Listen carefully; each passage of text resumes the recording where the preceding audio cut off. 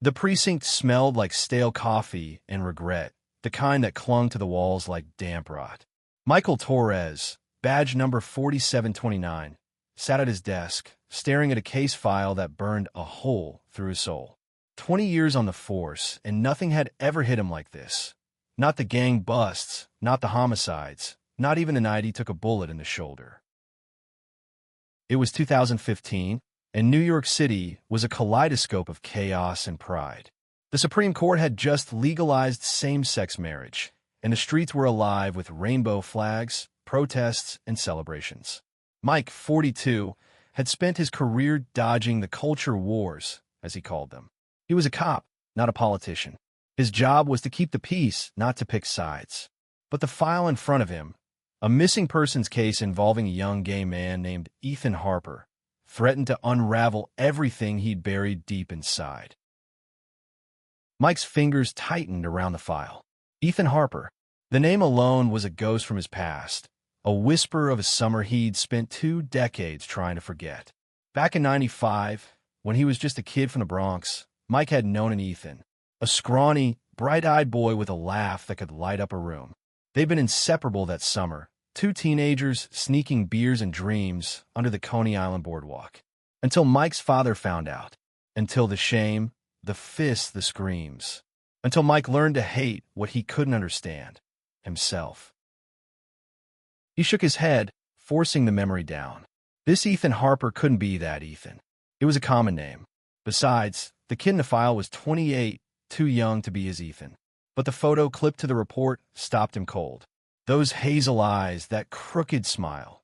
It was like staring into a time machine. Mike's chest tightened. He'd spent years building walls around his heart, convincing himself he was straight, normal, right. He'd married Lisa, had a daughter, Sophia, and buried his truth so deep it barely stirred. But now, with one glance at that photo, the walls were crumbling. Torres.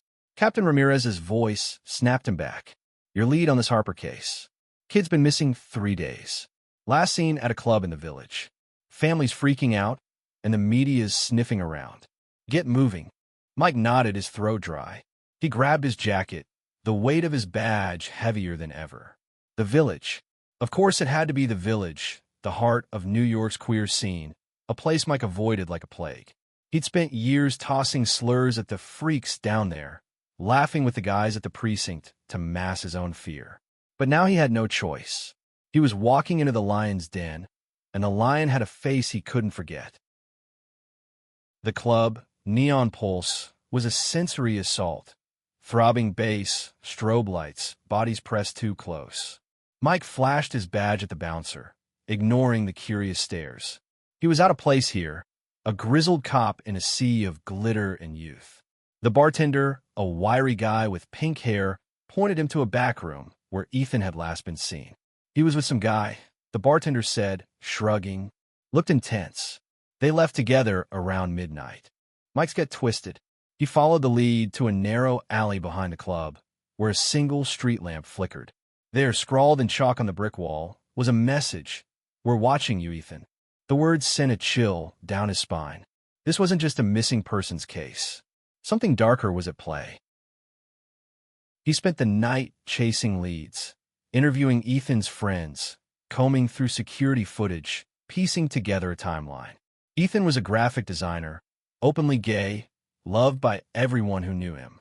His friends described him as fearless, someone who lived loudly in a world that often told him to be quiet. Mike envied that courage, even as it unnerved him. By dawn, he was exhausted, but one thing was clear. Ethan's disappearance wasn't random. Someone had targeted him. Back at the precinct, Mike pored over the evidence. Ethan's phone record showed a string of texts from an unknown number, cryptic and threatening. You can't hide forever. The last ping from his phone was near a warehouse in Red Hook. Mike's instincts screamed trouble, but his heart screamed something else. Fear, guilt, and a longing he couldn't name. He grabbed his keys and headed out, determined to find Ethan before it was too late. The Red Hook warehouse loomed like a forgotten giant, its rusted walls swallowing the moonlight. Mike's boots crunched on broken glass as he approached, his Glock drawn, heart pounding. He hadn't felt this alive or this terrified since his rookie days. The air was thick with the scent of oil and decay, and every shadow seemed to whisper Ethan's name. Inside, the warehouse was a maze of crates and abandoned machinery. Mike moved silently, his flashlight cutting through the darkness. Then he heard it, a muffled thud followed by a low groan. He followed the sound to a corner where a figure was slumped against a wall, hands bound. It was Ethan. Blood trickled from a gash on his forehead, but his eyes were open, fierce despite the pain. "Ethan Harper?" Mike's voice was gruffer than he intended. The younger man nodded, wincing as he tried to move. Mike cut the ropes, his hands brushing against Ethan's, sparking a jolt he hadn't felt in years. "You're okay now," he said, more to himself than to Ethan. But as he helped him up, footsteps echoed behind them. 3 men emerged from the shadows, their faces hard, eyes glinting with malice. "You're sticking your nose where it don't belong, cop," one growled, brandishing a knife. Mike's training kicked in. He shoved Ethan behind a crate and drew his gun, barking, "NYPD, drop the weapon." The men laughed, spreading out to flank him. They weren't amateurs. This was planned. The fight was brutal and fast. Mike took down one with a swift elbow to the jaw, but another landed a punch that split his lip. Ethan, despite his injuries, grabbed a pipe and swung it, catching the third man off guard. Together, they subdued the attackers, cuffing them to a pipe. Mike radioed for backup, his breath ragged, adrenaline burning through him. Ethan was safe for now. In the ambulance, Ethan's gaze locked onto Mike's. "You look familiar," he said softly, his voice cutting through the chaos. Mike froze. He wanted to deny it, to run from the truth, but those hazel eyes held him captive. "Summer of '95, Ethan continued, a faint smile tugging at his lips. "Coney Island. You were Mike, right?" The world tilted. It was him, the Ethan from his past, the boy who'd made his heart race before he even knew what it meant. Mike's throat closed up. He wanted to say something, anything, but all he could manage was a nod. Ethan reached out, his hand grazing Mike's arm. "I never forgot you," he whispered. Backup arrived, and the scene became a blur of flashing lights and questions. Mike gave his statement, his mind reeling. Ethan was taken to the hospital, and Mike was left alone with his thoughts. He drove home, the city a smear of lights through his windshield. At home, Lisa was asleep, oblivious to the storm inside him. Sophia, his 16-year-old daughter, was at a sleepover. The house felt too quiet, too hollow. He sat on a couch, staring at an old photo from '95, a Polaroid of him and Ethan, arms slung around each other, grinning like nothing could touch them. His father had burned it when he found it, but Mike had salvaged the ashes, keeping the memory alive in secret. Now, that memory was flesh and blood again, and it terrified him. The next day, Mike visited Ethan at the hospital. He was bruised but alive, his smile as disarming as ever. "Why'd you save me?" Ethan asked, his tone teasing but his eyes serious. Mike didn't have an answer, not one he could say out loud. Instead, he handed Ethan a coffee, muttering, "Just doing my job." But it wasn't just his job. The case was pulling him apart, forcing him to confront the man he'd been and the man he'd tried to bury. Ethan's attackers were part of a hate group targeting queer activists, and Ethan had been on their radar for months. Mike's investigation led him to a dive bar in Brooklyn, where he met a witness who claimed the group had a hit list. Ethan's name was at the top. The dive bar smelled like cheap whiskey and desperation. Mike sat in a corner booth, nursing a soda, his eyes scanning the room. The witness, a nervous kid named Jamie, slid into the seat across from him. "They call themselves the Pure Order," Jamie whispered, glancing over his shoulder. "They're not just random bigots. They've got money connections. They want people like Ethan gone." Mike's jaw tightened. He'd seen hate before. Hell, he'd been part of it, spitting slurs to fit in with the boys at the precinct. But this was different. Organized. Dangerous. Jamie handed him a USB drive. "This has names, dates, locations. Be careful, man. They know you're sniffing around. Back at the precinct, Mike plugged in the drive. It was a gold mine. Emails, manifests, even a grainy video of a masked man ranting about cleansing the city. Mike recognized the voice instantly. It was Tommy Vega, a former cop who'd been kicked off the force for brutality. Mike had trained with him, laughed with him, shared beers with him. Tommy had always been volatile, but this was a whole new level of hate. Mike's mind flashed to Ethan, lying in that hospital bed, still smiling despite the bruises. He didn't deserve this. No one did. For the first time, Mike felt the weight of his own past. Every slur, every joke, every time he'd look the other way. It was like a punch he couldn't dodge. He tracked Tommy to a rundown gym in Queens. The place was a front, a meeting spot for the pure order. Mike went in alone, against protocol, driven by something he couldn't name. Tommy was there, surrounded by his crew, all muscle and menace. "Well, look who's slumming it," Tommy sneered. "What's a good cop like you doing here?" "I'm here for Ethan Harper," Mike said, his voice steady. "And I'm not leaving without answers." Tommy laughed, but there was no humor in it. "You're in over your head, Torres. This ain't just about one queer kid. It's bigger than you." The confrontation ended in a brawl.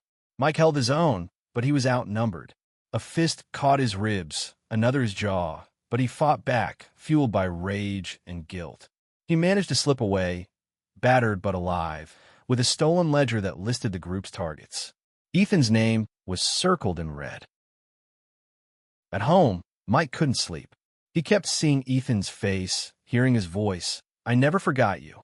He thought of Sophia, how she'd grown up hearing his casual slurs, how she started calling him out lately.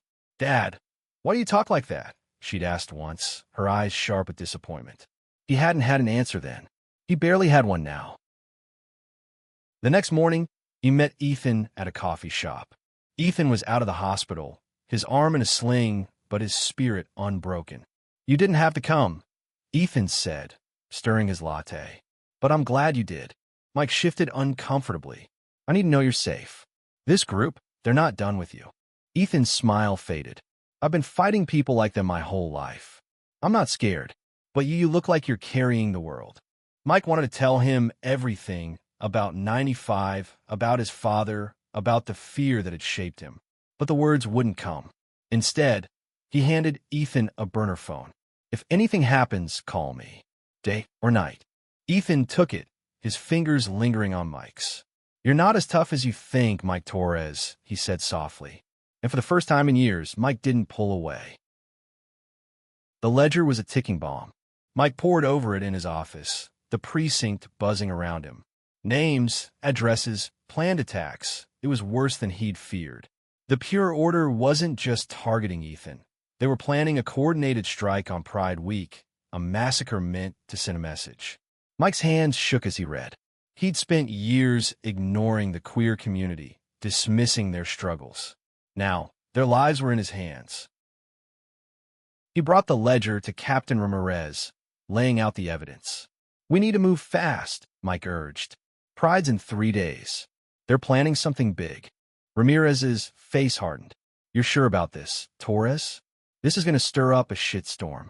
"I'm sure," Mike said, his voice firm. For once, he wasn't running from the truth.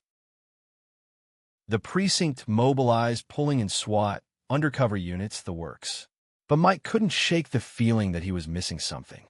Tommy Vega was too smart to leave a ledger lying around. Was it a trap? A distraction? He needed to talk to Ethan. He found him at a community center in the village, teaching an art class to queer teens. Ethan was in his element, laughing as he helped a kid with a sketch. Mike watched from the doorway, struck by how natural Ethan seemed, how unafraid. It was a stark contrast to the fear Mike had lived with for so long. "Got a minute?" Mike asked, stepping inside. Ethan grinned, wiping paint from his hands. "For my hero cop? Always." They walked to a nearby park, the air thick with summer heat. Mike told him about the ledger, the planned attack, the danger still looming. Ethan listened, his face serious but calm. "I'm not surprised," he said. "People like them, they hate that we exist. but we're not going anywhere. Mike looked at him, really looked at him, and saw the boy from 95, the one who dared him to dream, to feel, to be. I'm sorry, Mike said suddenly, the words spilling out. For back then. For leaving you. For everything. Ethan's eyes softened. You were a kid, Mike. We both were. But you're here now. That matters. Before Mike could respond, his phone buzzed. A text from Jamie, the witness. They're moving tonight. Warehouse in Bushwick. Be there. Mike's blood ran cold. He grabbed Ethan's arm. You need to stay somewhere safe. Now. But Ethan shook his head. I'm not hiding. If they're coming for me, I want to face them. Mike wanted to argue, but he saw the fire in Ethan's eyes. He nodded, a plan forming. Then we do this together. That night, Mike and Ethan staked out the Bushwick warehouse, hidden in an unmarked car. The pure order was there, loading crates into a van. Mike called for backup, but he knew they couldn't wait. He handed Ethan a vest. Stay behind me, he said, his voice low. Ethan smirked. Not a chance. They moved in, silent and swift. Inside, the warehouse was a hive of activity. Men shouting, weapons clanking. Mike spotted Tommy Vega at the center, barking orders. Before he could act, Ethan grabbed his arm. Look, he whispered, pointing to a stack of crates marked with chemical symbols. Explosives. Mike's heart sank. This wasn't just an attack. It was a bombing. He radioed the bomb squad, but there was no time. He and Ethan had to stop this now. The warehouse air was thick with tension, the faint hum of a generator underscoring the clatter of crates. Mike's pulse thundered as he and Ethan crept closer, using the shadows for cover. Tommy Vega stood near the explosives, his voice sharp as he directed his men. Mike knew they had seconds to act before this turned into a bloodbath. Stay low, Mike whispered, but Ethan was already moving, his eyes locked on a crate. Before Mike could stop him, Ethan darted forward, grabbing a crowbar from the floor. He pried open a crate, revealing a tangle of wires and timers. We can't let them move these, Ethan hissed. Mike nodded, his mind racing. He signaled Ethan to disable the timers while he took on Tommy. He stepped into the open, gun raised. Vega, it's over.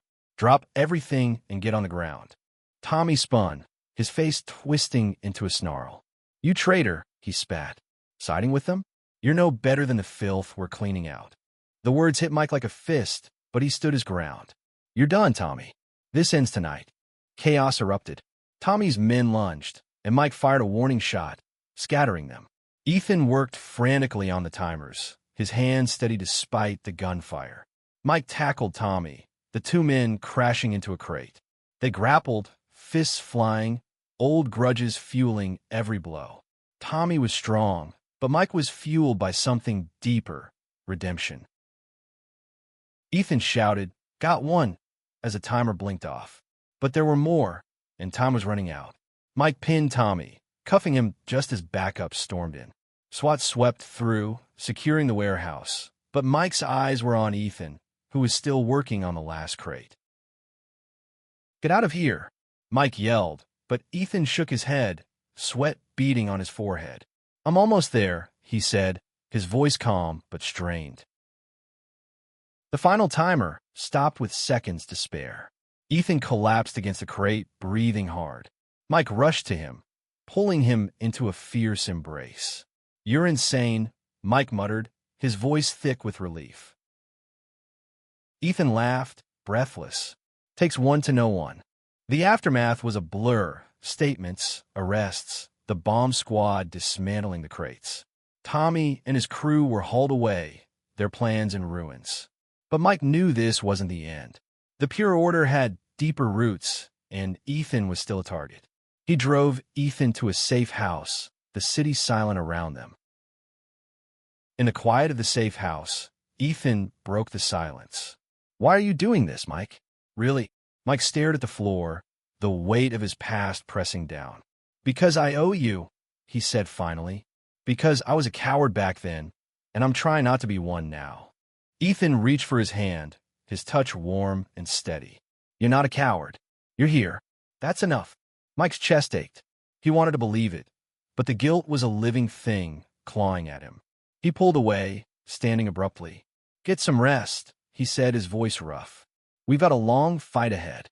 The next day, Mike dug deeper into the Pure Order. The USB drive revealed a network stretching beyond New York, cells in other cities, funded by shadowy donors. He shared the intel with Ramirez, who was now fully on board. But Mike couldn't shake the feeling that he was being watched.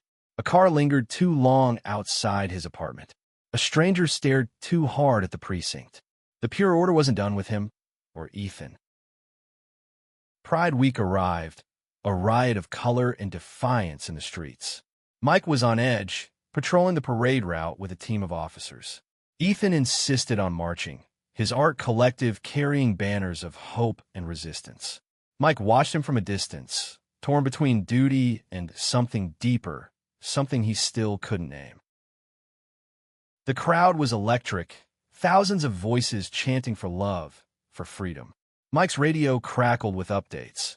No threats detected, but he didn't trust the calm. The Pure Order was too quiet, too invisible.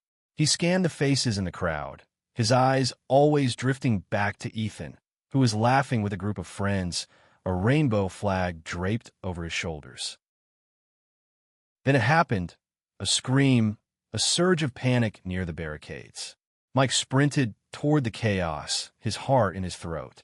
A man in a hoodie was shoving through the crowd, a knife glinting in his hand. Mike tackled him before he could reach Ethan, pinning him to the ground. The man spat curses, his eyes wild with hate. "You can't stop us," he screamed as Mike cuffed him. The crowd settled, but Mike's nerves didn't. He found Ethan, grabbing his arm. "You need to get out of here," he said, his voice urgent. "They're still coming for you." Ethan's jaw set. "I'm not running, Mike. This is my fight, too." Before Mike could argue, his phone buzzed. A text from an unknown number. "You can't protect him forever." Attached was a photo of Sophia, walking home from school. Mike's blood turned to ice. They were targeting his daughter now. He called Lisa, telling her to take Sophia to her parents' place upstate. "Don't ask questions," he said, his voice shaking. "Just go." Lisa didn't argue. She knew that tone. Mike turned to Ethan, his face pale. "They're going after my family." Ethan's eyes widened. "Then we end this. Together." They spent the night strategizing, poring over the USB drive's data. Mike reached out to Jamie, who'd gone underground but agreed to meet at a diner in Harlem. Jamie was jittery, his eyes darting. "They're planning something big," he said. "A rally, tomorrow night, in an abandoned church in the Bronx. They're calling it their final stand." Mike and Ethan went to the church, scoping it out under cover of darkness. It was fortified, guarded by armed men. Mike knew they couldn't wait for backup. This was personal now. They slipped inside, moving like ghosts. The Pure Order was gathered, chanting hate, their leader revealed as a wealthy businessman Mike recognized from the news. This went higher than he'd imagined.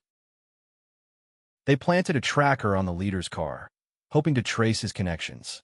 But as they slipped out, a guard spotted them.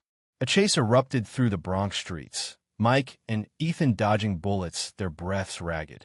They lost the guard in an alley, collapsing against a wall, hearts pounding. Ethan grabbed Mike's face, his eyes fierce. "We're going to make it through this," he said. "You and me." Mike nodded, his throat tight. For the first time, he let himself feel the truth. He wasn't just protecting Ethan. He was falling for him again. The final stand came at dawn, in a warehouse on the edge of the city. Mike and Ethan, backed by a SWAT team, stormed the Pure Order stronghold. The fight was brutal. Gunfire, screams, the clash of metal. Mike took a grazing bullet to the arm, but kept moving, his eyes on Ethan, who was disarming a guard with a fierceness Mike hadn't seen before.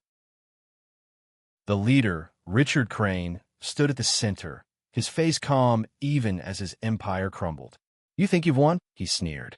"This is bigger than me, bigger than you." Mike didn't hesitate. He tackled Crane, cuffing him as SWAT secured the others. The warehouse was a treasure trove of evidence, documents, weapons, plans for attacks across the country. The Pure Order was done, at least for now. In the aftermath, Mike and Ethan stood outside, the sunrise painting the sky in hues of hope.